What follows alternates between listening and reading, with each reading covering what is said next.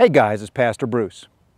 We're in Acts chapter 28 today, and as we close out this book, we see Paul shipwrecked on the island of Malta. There's an interesting episode early in this chapter that's illustrative of our own day.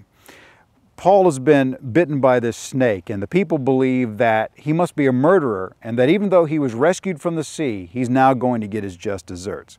He shakes the snake off, nothing happens, and the people do a 180 and decide that he must be a god. I've heard the question so many times, why do bad things happen to good people? Well, does that mean that bad things should only happen to bad people and only good things should happen to good people? What makes you good and what makes you bad? Who are we comparing ourselves to? The only valid measuring stick is the perfect holiness of our God, and compared to Him, none is good. No, not one. It doesn't seem we've progressed very far in our society over the last 2,000 years.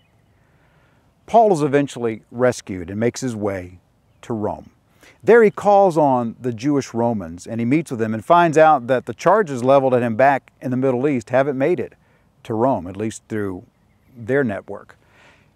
He proceeds to share Jesus Christ with these Jewish brothers, and some believe, some don't. To the ones that don't believe, Paul quotes the sober words of Isaiah chapter 6. Go to this people and say, hearing you will hear and shall not understand, and seeing you will see and not perceive, for the hearts of this people have grown dull. Paul says, I'm done with you guys. I'm going to the Gentiles. They will hear what I have to say. And Luke records that the Jews departed and there was a great dispute among them. The chapter ends, and the book, with Paul under house arrest in Rome, still preaching and teaching the gospel of Jesus Christ. Tradition tells us that he was released eventually and continued his missionary work, possibly all the way to Spain, before eventually dying in Rome at the hands of Emperor Nero.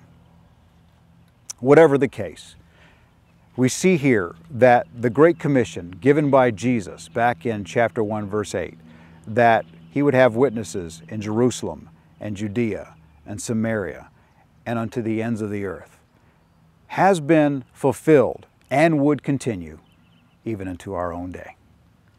God bless you as you go.